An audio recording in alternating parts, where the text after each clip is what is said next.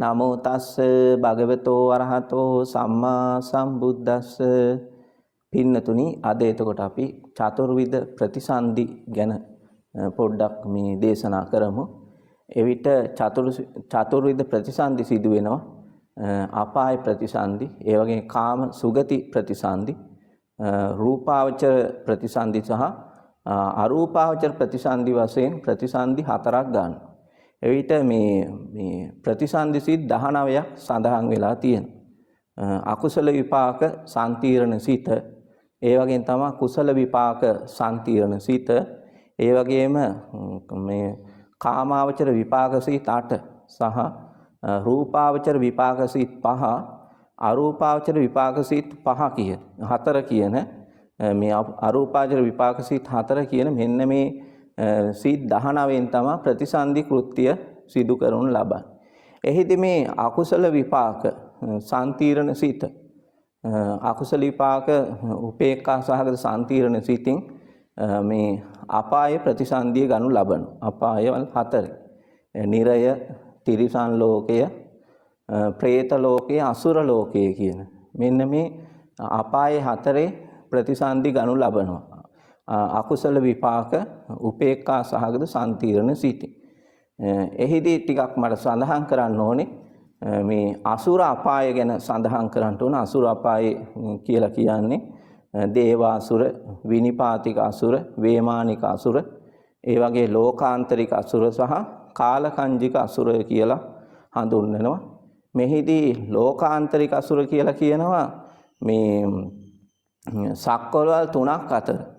සක්වලවල් 3ක් අතර මේ උප්පත්තිය ලබන මේ නිරය කියලා හඳුන්වනවා. එහිදී මේ උපදින සත්‍යය අසුරයෝ තමයි ලෝකාන්තරික අසුර කියලා හඳුන්වන්නේ. ඒ වගේම කාලකංජික අසුර කියලා හඳුන්වනවා. මේ එය තමයි එයත් එතකොට මේ දුක් විඳින අසුර කොට්ටාසයක්. අන්න එයත් එතකොට අපාය සංඛ්‍යාවට තමයි එය ගනු ලබන්නේ. ඉතින් මෙහිදී මෙන්න මේ කට්ටියගේ වයස ප්‍රමාණය අබ්බුද නිරබ්බුද වශයෙන් සඳහන් කරලා තියෙනවා. සංජීවය, කාලසූත්‍රය, සංඝාතය, රෞරවය, මහා රෞරවය, තාපේ, ප්‍රතාපේ, අවීචිය කියන මෙන්න මේ 8 මහා නිරවල වයස ප්‍රමාණය එතකොට දක්වලා තියෙන අබ්බුද නිරබ්බුද වශයෙන් සඳහන් වෙලා තියෙන. එතකොට මේ අවීචි මහා නිරේ මහා කල්පයක් තමයි වයස බව සඳහන් වෙලා තියෙනවා. ඉතින් අන්න ඒ කාලවලට එහි මේ નિયમિત වයස ප්‍රමාණය මේ ගත කරන්නේ සත්‍යයන්. සමහරුන්ගේ වයස පවතිනවා සතියක් පමණ වෙන්නත් පුළුවන්. ඒ වගේ මාසෙන් එහෙම එහින් චුත වීමක් සිද්ධ වෙනවා. ඒ ප්‍රමාණයට එතකොට මේ වයස ගත කරලා එහින් චුත වීමක් සිද්ධ වෙනවා. નિયમિતම කාල මේ ප්‍රමාණයක් එහි වාසය කරන්නේ નિયમિત ප්‍රමාණයට. තමන්ගේ මේ අකුසල කර්ම ගෙවල අවසන් වුණ පසු එහින් පිටවීමක් සිද්ධ වෙනවා. මේ මතක ඇති කෝසල මල්ලිකාව මේ සතියක් තමයි නිරයේ මේ ගත කරේ. සතියෙන් පස්සේ සදෙවිය ලෝකයට ඇතුල් වෙනු ලැබුවා. අන්නේ ආදි ලෙස. ඒ වගේ තමයි ඉන්පස්සේ තියෙනවා කුසල විපාක උපේක්ඛා සහගත සම්තිරණ සිතින් උප්පත්තිය ලබනවා. මේ ඉන්පස්සේ මේ කාමාවචර විපාක සිත් 8 කියන මේ සිත් 9න් කාම සුගතියේ උප්පත්තිය ලබනවා. එහිදීත් මනුලව උප්පත්තිය ලැබීමේදී මෙන්න මේ කට්ටිය හඳුන්වනවා. ඉතින් මේ කුසල විපාක උපේක්ඛා සහගත සම්තිරණ සිතින් උප්පත්තිය ලබන කට්ටිය මේ අහේතුක උප්පත්ති තමයි ඒ කට්ටියට සිදු වෙන්නේ. ඒ කියන්නේ ಜಾති අන්ධ, ඒ වගේම ಜಾති බදිර, ಜಾති මුග, ඒ වගේම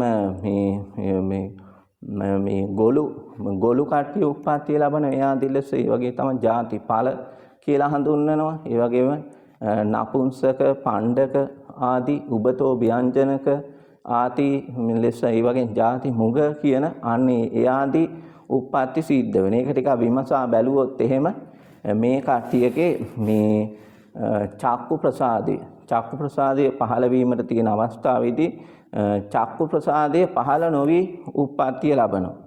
මේ චක්කු දශක කලාප ඒක කර්මයෙන් උප්පත්තිය ලබන චක්ක ප්‍රසාදයේ මේ හට ගන්න නැතිව මේ උප්පත්තිය ලබන අන්න ඒ කට්ටිය හඳුනන ಜಾති අන්ධ කියලා. ಜಾති අන්ධ කියලා හඳුනන උප්පත්තියෙම අන්ධ කට්ටිය. ඒ වගේම උප්පත්තියෙම බිහිරි කට්ටිය ඉන්නවා. බිහිරි කට්ටිය ඉන්න උප්පත්තිය මෙයාලා බිහිරි මොකද සෝත ප්‍රසාදයේ හටගන්නේ නැහැ.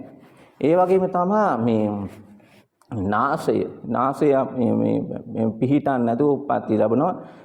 ಜಾති මේ ගාන කියලා හඳුන්වනවා. නාසිකාව නැතුව උප්පත්තිය ලැබනවා. ඒ වගේම මේ ගොළු වෙලා උප්පත්තිය ලැබනවා. උප්පත්තියෙම ගොළු වෙලා උප්පත්තිය ලැබන අන්නේ කට්ටිය මේ අන්න යාදී ලෙස තමයි මේ අහේතුක තමයි උප්පත්තිය. මේ මනුස්සාත්මේ කුසලයෙන් සිදු වුණා අකුසල විපාකයේ අහේතුකව සිද්ධ වෙලා තියෙනවා. මේ අහේතුක උප්පත්ති. ඒ වගේම තමයි මේ කට්ටිය මේ එකම වචනේ මේ ගලමින් කතා කරන කට්ටිය. ಜಾති මේ ඒ කට්ටිය ගලමින් කතා කරන කට්ටිය ඉන්න ಜಾති බදිර කියලා හඳුන්වනවා. මේ එයාදි ලෙස ඒ වගේම තමයි මේ නපුංසක පණ්ඩක කියලා හඳුන්වනු ලබනවා. එතකොට පණ්ඩක කියලා තියෙනවා උසූය පණ්ඩක ආසිත පණ්ඩක කියලා හඳුන්වනවා. කාමයෙන් මේ විප්‍රක්‍රියා කරන කට්ටිය. මුසපත් වූ කට්ටිය මේ කාමයෙන් එක විකාර ක්‍රියා කරන කට්ටිය තමයි එලෙස හඳුන්වනවා උසූය පණ්ඩක ආසිත පණ්ඩක කියලා හඳුන්වනවා. ඒ වගේම තමයි මේ ස්ත්‍රී පුරුෂ මේ අංග දෙකම පිහිටන කට්ටිය ඉන්න ඒ කට්ටිය හඳුන්වනවා මේ උබතෝ ව්‍යංජනක කියලා හඳුන්වනවා. උබතෝ ව්‍යංජනක කියලා හඳුන්වන කොටසක් ඉන්නේ. ඒ වගේම තමයි ස්ත්‍රී පුරුෂ මේ නිමිති දෙකම නැති කට්ටිය ඉන්නවා. නැතිව උප්පත්ති ලැබනවා. අන්න ඒ කට්ටිය හඳුන්වනවා නපුංසක කියලා හඳුන්වනවා. මෙන්න මේ කට්ටිය තමයි මේ කුසල විපාක සම්තිරණ සිතින් උප්පත්ති ලැබෙන අහේතුක උප්පත්ති කියලා හඳුන්වන්න පුළුවන්. ඒ වගේම තමයි ඉන්පස්සේ මේ ද්විහේතුක උප්පත්ති හට ගන්න. මේ කාමාවචර විපාක සිත් 8න් ද්විහේතුක උප්පත්ති හට ගන්නවා සිත් 4කින්. 4කින් හට ගන්නවා. අන්න ඒ කට්ටිය හඳුන්වලා තියෙනවා මේ පොහොසත් කුලවල උප්පත්තිය ලැබුවාට ධනිය ඇතු උප්පත්තිය ලැබුවා අර ද්විහේතුක භාවය නිසා මේ වැඩි ප්‍රඥාවක් එහෙම නැතුව උප්පත්තිය ලබනවා. වැඩි ප්‍රඥාවක් නැහැ. මේ එච්චර කල්පනා කිරීමේ ශක්තියක් නැතුව උප්පත්තිය ලබනවා. අන්න ඒකට කියනවා ද්විහේතුක උප්පත්ති කියලා හඳුන්වනවා. ඉතින් සෝමනස්සහගත ඥාන සම්පයුත්ත අසංකාරසිත, සෝමනස්සහගත ඥාන සම්පයුත්ත සසංකාරසිත. ඒ වගේම උපේක්ඛාසහගත ඥාන සම්පයුත්ත අසංකාරසිත, උපේක්ඛාසහගත ඥාන සම්පයුත්ත සසංකාරසිත. මෙන්න මේ සිත් හතරෙන් විපාක සිත් හතරෙන් ප්‍රතිසන්දිය ගන්න කට්ටිය ත්‍රි හේතුක උප්පත්ති කියලා හඳුන්වනු ලබනවා. ත්‍රි හේතුක උප්පත්ති. ඊන් පස්සේ අන්න අර මේ සසංකාරික මේ ඥාන විප්පයුත්ත අසංකාරික සසංකාරික සිත් වලින් උප්පත්ති ලබන කට්ටිය. සෝමනස්සහගත ඥාන සම්පයුත්ත සාන ඥාන විප්පයුත්ත, සෝමනස්සහගත ඥාන විප්පයුත්ත අසංකාරික සිත, සෝමනස්සහගත ඥාන විප්පයුත්ත සසංකාරික සිත. ඒ වගේ උපේක්ඛාසහගත ඥාන විප්පයුත් අසංකාර සිත, උපේක්ඛාසහගත ඥාන විප්පයුත් සසංකාරක සිත කියන මෙන්න මේ සිත් මේ විපාක සිත් හතරෙන් උප්පත්තිය ලබන කට්ටිය ද්විහේතුක චරිත කියලා හඳුන්වනවා. ඒ කට්ටිය පොහොසත් කුලවල උප්පත්තිය ලැබුවත් වැඩි සිහි බුද්ධියක් නැහැ. මොකද මේ මනුස්සාත්මේ කුසලයෙන් සිදු වුණත් විපාකය ද්විහේතුක උප්පත්තිය ලැබලා තියෙන ඒ ආත්ම භාවය තුළ ධ්‍යාන මාර්ගඵලයකට ලක් වෙන්න බැරි බව තමයි සඳහන් වෙලා තියෙන්නේ. ඒ වගේම නාගයන් එහෙම නාගයෝ එහෙම ලෙස හඳුන්වන්න පුළුවන්. ඒ කට්ටිය ද්විහේතුක උප්පත්ති කියලා හඳුන්වන්න පුළුවන්. ඒවයි අන්න ඉතිරි කට්ටිය ඉතිරි විපාක සිත් හතරෙන් උප්පත්තිය ලබන කට්ටිය සෝමනස්සහගත ඥාන සම්පයුත් අසංකාර සිත, සසංකාර සිත, ඒ වගේම උපේක්ඛාසහගත ඥාන සම්පයුත් අසංකාර සිත, උපේක්ඛාසහගත ඥාන සම්පයුත් සසංකාර සිත කියන මේ සිත් හතරෙන් විපාක සිත් හතරෙන් උප්පත්තිය ලබන කට්ටිය ත්‍රි හේතුක උප්පත්ති කියලා හඳුන්වන්න පුළුවන්. අන්න එවි. අන්න එලෙස තමයි එතකොට කාමාවචර භූමියේ උප්පත්තිය ලබන අය එතකොට කාම සුගති 7 මෙන්න මේ විපාක සිත් 9න් තමයි උප්පත්තිය ලබන්නේ කියලා සඳහන් කරන්න පුළුවන්. ඉන් පස්සේ මෙයාලගේ ටිකක් වයස සීමාව අපි බැලුවොත් එහෙම මේ මිනිස්යන්ගේ වයස මිනිස්සු වාසය කරන භූමිය එතකොට දඹදිව කියලා හඳුන්වනවා මේ ඒ වගේම භූමි හතරක් බුදුරජාණන් වහන්සේ දේශනා කරනවා වේහප්පලය මේ සඳහන් කළ තියෙන උතුරු කුරු දිවයින ඒ වගේම තමයි මේ අපරගෝ යානේ සහ පූර්ව විදේහය ඒ වගේම දඹදිව කියලා හඳුන්වලා තියෙනවා මනුස්ස වාස හතරක් එතකොට ඉතින් උතුරු කුරු දිවයින් වාසී වැසියන්ගේ වයස අවුරුදු 1000ක් කියලා සඳහන් වෙලා තියෙනවා. ඒ වගේ පූර්ව විදේහය අපරගෝ යානී වයස අවුරුදු 500 බැගින් කියලා සඳහන් වෙලා තියෙනවා. දඹදිව මිනිස්යන්ගේ වයස මේ ಗುಣධර්ම වැඩි වෙනකොට අසංකේයයට වැඩි වෙනවා. ඊට පස්සේ ಗುಣධර්ම වලින් පිරිහෙනකොට මේ දස වර්ෂ කාලයට පිරිහීමක් සිද්ධ වෙනවා. අනේ ආකාර වශයෙන් තමයි සිදු වෙන්නේ. ඉතින් අසංකේය ඉඳලා අවුරුදු 10ට බහැලා නැවත අවුරුදු 10 ඉඳලා අසංකේය දක්වා වැඩිවීමක් සිද්ධ වෙනවා. ඉතින් මම මේ කල්ප විභාගයේ කලින් දේශනාවකදී දේශනා කරා ඒ ආකාර වශයෙන් පවතින. එතකොට මේ අසංකේය කල්පවල වයස කල්ප 4ක් දේශනා කරා මහා කල්ප අසංකේය කල්ප ඒ වගේම අන්තර කල්ප ආයු කල්ප කියලා හඳුන්වනු ලබනවා. ඉතින් අපි පොඩ්ඩක් බලමු චාතුම් මහරජගේ වයස පෙර ධර්ම දේශනාවකත් මම දේශනා කරා. මෙහිදී ඇවිල්ලා මේ දිව්‍ය අවුරුදු 500ක් එහෙ වයස වෙනවා. ඒ වගේම තමයි මනුස්ස මේ මිනිස්යන්ගේ වර්ෂ වලින් අවුරුදු 50ක් එහෙ එක දවසක් කියලා සඳහන් වෙලා තියෙන චාතුම් මහරජගේ. එවැනි අවුරුදු 500ක් එහෙ දිව්‍ය අවුරුදු 500ක් එහෙ වයස කියලා දෙවි කෙනෙක්ගේ වයස කියලා සඳහන් වෙලා තියෙනවා. ඔගේ චාතුම් මහරජගේ මේ මනුස්ස ලෝකේ ආශ්‍රය කරගෙනම තියෙනවා කියලා තමයි සඳහන් වෙලා තියෙන්නේ. ඉතින් තාවතිංස දිව්‍ය ලෝකේ තාවතිංස දිව්‍ය ලෝකේ වයස සඳහන් වෙලා තියෙන මිනිස්යන්ගේ අවුරුදු 100ක් අවුරුදු 100ක් එහෙ එක දවසයි කියලා සඳහන් වෙලා තියෙනවා. එවැනි අවුරුදු 1000ක් දිව්‍ය අවුරුදු 1000ක් එහෙ වයස කියලා සඳහන් වෙලා තියෙනවා. මේ තාවතිංසේ. ඉන්පස්සේ යාමේත් එහෙමයි මේ අවුරුදු 2000ක් එහෙ දිව්‍ය අවුරුදු වයසයි කියලා සඳහන් වෙලා තියෙනවා. අපේ අවුරුදු 200ක් එහෙ එක දවසයි කියලා සඳහන් වෙලා තියෙනවා. යාමී තුසිතේ එතකොට අපේ අවුරුදු 400ක් අපේ අවුරුදු 400ක් එහෙ එක දවසයි. ඒ වගේම තමයි වෙන දිව්‍ය අවුරුදු 4000ක් තුසිත දිව්‍ය ලෝකයේ වයස වෙනවා. ඒක මනුස්ස වර්ෂ වලින් ගත්තාම අවුරුදු 57 කෝටි 60 ලක්ෂයක් කියලා සඳහන් වෙලා තියෙනවා. ඉන්පස්සේ තියෙනවා නිර්මාණ රතී කියන දිව්‍ය ලෝකයේ අපේ අවුරුදු 800ක් එහෙ එක දවසක්. ඒ වගේම තමයි මේ එවැනි අවුරුදු 8000ක් දිව්‍ය අවුරුදු 8000ක් එහි දෙවි කෙනෙක්ගේ වයස කියලා සඳහන් වෙලා තියෙනවා. ඒ වගේම තමයි පරිනිම්මිත වසවර්ති කියන දිව්‍ය ලෝකේ අපේ අවුරුදු 1600ක් එහෙ එක දවසයි. ඒ වගේම තමයි එහි දිව්‍ය අවුරුදු 16000ක් දෙවි කෙනෙක්ගේ වයස කියලා සඳහන් වෙලා තියෙනවා පරිනිම්මිත වසවර්ති. වැඩි විස්තරයක් කරන්නේ පෙර ධර්ම දේශනාවේදී මම ඒ සවිස්තරාත්මකව ඒ වයස පිළිබඳව දේශනා කරලා තියෙනවා. ඉන්පස්සේ අපි බලමු මේ අරූපාවචර බ්‍රහ්ම ලෝක 16 මේ උප්පත්තිය ලබන මේ සීත් පිළිබඳව බලමු. එතකොට එහිදී අරූපාවචර විපාක සීත් පහෙන් තමයි එහි උප්පත්තිය ලබන්නේ. අරූපාවචර විපාක සීත් පහෙන්. මේ අනේ මේ එහි සඳහන් වෙන එතකොට පළවෙනි ධ්‍යාන භූමිය, දෙවෙනි ධ්‍යාන භූමිය, තුන්වෙනි ධ්‍යාන භූමිය, හතරවෙනි ධ්‍යාන භූමිය කියලා හඳුන්වනවා. ඉතින් අර තීක්ෂණ ප්‍රඥාගේ සහ මන්ද ප්‍රඥාගේ වශයෙන් එතකොට තීක්ෂණ ප්‍රඥා ධ්‍යාන 4ක් ලබා ගන්නවා. ධ්‍යාන 4යි වගේ මන්ද ප්‍රඥා ධ්‍යාන 5ක් මේ තමයි උපදවා ගන්නු ලබන්නේ. එහිදීත් මේ පළවෙනි ධ්‍යානයෙන් මේ පිරිහෙන්නේ නැතුව කාලක්‍රියා කරපුවාම ගිහිල්ලා බ්‍රහ්ම පාරිසජ්ජේ බ්‍රහ්ම පුරෝහිතේ මහා බ්‍රහ්මේ කියන මෙන්න මේ පළවෙනි ධ්‍යාන භූමියේ උප්පත්තිය ලබනවා. එහිදී බ්‍රහ්ම පාරිසජ්ජේ වයස සඳහන් වෙලා තියෙන අසංකේය කාල. ඒ වගේ බ්‍රහ්ම පුරෝහිතේ අසංකේය භාගය. ඒ වගේ මහා බ්‍රහ්මේ එක අසංකේයයක් කියලා සඳහන් වෙලා තියෙනවා.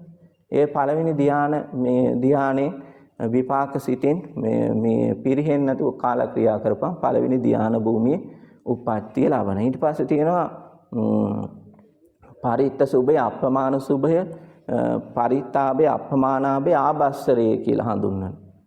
දෙවෙනි ධ්‍යාන භූමිය. එතකොට අන්න එහිදිත් සඳහන් වෙලා තියෙනවා මේ එහි ඉන්පස්සේ තියෙන සුභ කින්නක කියන තුන්වෙනි ධ්‍යාන භූමියට අයිති වෙන පරිත්ත සුභය, අපමාන සුභය, සුභ කින්නකය කියලා හඳුන්වලා තියෙනවා. අන්න ඒ දෙක එතකොට මේ දෙවෙනි ධ්‍යානෙ සහ තුන්වෙනි ධ්‍යානෙ උපදවාගෙන මේ උපදවාගත්ත කට්ටිය එහි ගිහිල්ලා උප්පත්තිය ලබනවා. ඉන්පස්සේ තියෙනවා මේ හතරවෙනි ධ්‍යානෙ උපදවාගත්ත කට්ටිය ගිහිල්ලා මේ තුන්වෙනි ධ්‍යාන භූමියේ උප්පත්තිය ලැබීම සිදුවනු ලබනවා. ඉන්පසුව මේ ඉන්පස්සේ සිද්ධ වෙන දෙයක් තමයි පස්වෙනි ධ්‍යාන. පස්වෙනි ධ්‍යානෙ උපදවාගත්ත කට්ටිය ගිහිල්ලා වේහප්පලේ අසඤ්ඤතලේ අවිහේ අතප්පේ සුදස්සේ අකනිට්ඨය කියන මේ අකනිට්ඨය කියන මෙන්න මේ ධ්‍යාන භූමියේ උප්පත්තිය ලැබීමක් සිද්ධ වෙනු ලබනවා. එතකොට මෙහිදී සඳහන් කරන්න ඕනේ මේ හතරවෙනි ධ්‍යාන ලබාගත් කට්ටිය ගිහිල්ලා පරිත්ත සුභය, අපමාන සුභය, සුභ කින්නකේ කියන මෙන්න මේ තුන්වෙනි මේ ධ්‍යාන භූමියේ තමයි හතරවෙනි ධ්‍යානෙ ලබාගත් කට්ටිය උප්පත්තිය ලබන්නේ. මේ ඇවිල්ලා ධ්‍යාන පංචකණේ යටතේ තමයි මේ ගණන් හදලා තියෙන්නේ. මේ ගණන් හදලා තියෙන්නේ ඒ ආකාර වශයෙන් සිද්ධ වීමක් සිද්ධ වෙනවා. එතකොට උප්පත්ති ලබනවා. එතකොට මෙහි සඳහන් කරන්න ඕනේ වේහප්පලයත් අසඤ්ඤ තලයත් කියන තැන අපි වයස බලපම් මහා කල්ප 500ක් බව තමයි හිටි සඳහන් වෙලා තියෙන්නේ. මහා කල්ප 500ක් එහෙ වයස වෙනවා. ඒ විට මේ ඉන්පසුව මේ අසඤ්ඤ තලය ගත්තාම මෙහි රූපය තමයි ප්‍රධාන කරලා වඩලා ගිහිල්ලා ඒ උප්පත්තිය ලැබලා තියෙන්නේ. සංඥා විරහිත මේ බ්‍රහ්ම ලෝකය කියලා හඳුන්වන්න පුළුවන්. එහිදී වේදනා, සංඥා, සංකාර, විඥාන කියන මෙන්න මේ හතර එහිදී පවතින්නේ නැහැ. ඒක රූපය පමණයි පවතින්නේ. ඒකයි අසඤ්ඤ තලය කියලා හඳුන්වන්නේ. මහා කල්ප 500ක් එහි වයස පවතින සිත නැති බඹලව කියලා හඳුන්වන්න පුළුවන්. ඉන්පස්සේ තියෙන සුද්ධාවාස පහ තියෙන්නේ. එහි උප්පත්තිය ලබන්නේ අනාගාමින් සහ මේ අනාගාමින් තමයි එහි උප්පත්තිය ලබන්නේ. ඒ වගේ අරහන්ත බ්‍රහ්ම රාජ්‍යවරු එහි වාසය කරනු ලබනවා. එහි කල්ප විභාගය අපි පොඩ්ඩක් ගත්තොත් වයස ගත්තොත් එහෙම අසංඛේය කල්ප මහා කල්ප වලින් තමයි එන්නේ. මහා කල්ප එකයි. එතකොට අවිහේ එකයි. අතප්පේ මේ දෙකක් කියලා සඳහන් වෙනවා. අවිහේ අතප්පේ සුදස්සිය මේ හතරයි. ඉන්පස්සේ හතරක්. ඉන්පස්සේ සඳහන් වෙලා තියෙන 8යි. මේ අන්න එයාදී ලෙස 8යි. ඉන්පස්සේ අකනිට්ඨය කියන බ්‍රහ්ම ලෝකයේ අසංකේය මහා කල්ප 16ක් කියලා සඳහන් වෙලා තියෙනවා. ඒක අන්න එයාදී ලෙස තමයි එතකොට එහි උප්පත්තිය ලබන්නේ. වගේ මෙහි අරහන්ත බ්‍රහ්ම රාජවරු වාසය කරන එහිදී අකනිට්ඨ බ්‍රහ්ම ලෝකයේ යාලා එහිදී පිරිනිවන් පාව වදාරුන් ලබන. ඉන්පස්සේ තියෙනවා අරූපාවචර බ්‍රහ්ම ලෝක. අරූපාවචර බ්‍රහ්ම ලෝක හතරක් සඳහන් වෙලා තියෙනවා.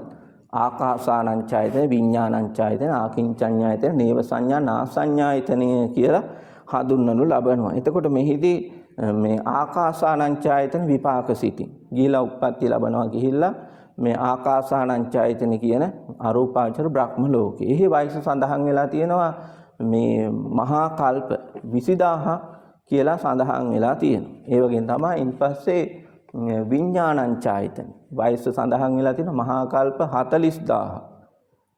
එහි වයස සඳහන් වෙලා තියෙනවා. ඉන්පස්සේ පවතිනවා මේ ආකින්චඤ්ඤායතන කියන බ්‍රහ්ම ලෝකයේ මේ අරූපාවචර බ්‍රහ්ම ලෝකයේ වයස සඳහන් වෙලා තියෙනවා මහා කල්ප 60000. මේ වයස සඳහන් වෙලා තියෙනවා. ඒ වගේ නේව සංඥා, නාසඤ්ඤායතන කියන මේ භවග්‍රය මෙන්න මෙහි තියෙන මහා කල්ප 80000ක් කියලා වයස සඳහන් වෙලා තියෙනවා. මෙන්න මේ ආකාර වශයෙන් තමයි මේ භූමියේ වයස පවතින්නේ. එතකොට මෙන්න මේ ප්‍රතිසන්දිසි 19න් තමයි මෙහි උප්පත්ති සිදුවන්නේ කියලා සඳහන් කරන්න පුළුවන්. අන්න එම නිසා මේකේ තියෙන භව සංඛාර කියලා සඳහන් කරලා තියෙනවා. මෙහිදී මේ භව සංඛාර තියෙන තුරාවට මේ ලෝකවල උප්පත්තිය ලබනවා. එතකොට මේ සංඛාර කියලා ගත්තාම පටිච්ච සමුප්පාදේ අවිද්‍යාව පත්‍ය සංඛාර. ඉතින් අවිද්‍යාව කියලා කියන්නේ මම මගේ කියලා පිළිගැනීම. ඒ වගේම මමත්වය මේ වගේ චතුරාර්ය සත්‍ය ධර්මය නොදන්නාකම නිසා සත්පුජ්‍යල භාවයක් ඇත කියලා ගන්නවා. ඉතින් මම කියලා කෙනෙක් ඉන්නවා. අන්න ඒක තමයි එතකොට අවිද්‍යාව කියලා හඳුන්වන්නේ. ඉතින් අවිද්‍යාව නිසා මම කරනවා කියනවා සිතනවා කියලා හිතීම නිසා කර්ම සකස් වීමක් සිද්ධ වෙනවා. කර්ම සකස් වීම සිදුවීම මත එහිදී විඥානයක් බැස ගැනීමක් සිද්ධ වෙනවා. අනිවාර්යෙන් ප්‍රතිසන්දියක් සිද්ධ වෙනවා. ඒකට අවිද්‍යාව නිසා ඉන්පස්සේ සංකාර රැස්වීමක් සිද්ධ වෙනවා. පුඤ්ඤාභි සංකාර, අපුඤ්ඤාභි සංකාර, ආනිඤ්ඤාභි සංකාර කියලා හඳුන්වනවා. පුඤ්ඤාභි සංකාර නිසා ගිහිල්ලා පින්නතුනි මෙහිදී කාම සුගති හතේ උප්පත්තිය ලබනවා. කාම සුගති හතේ සහ අරූපාවචර රූපාවචර බ්‍රහ්ම ලෝක 16 උප්පත්තිය ලබන පුඤ්ඤාභි සංකාර.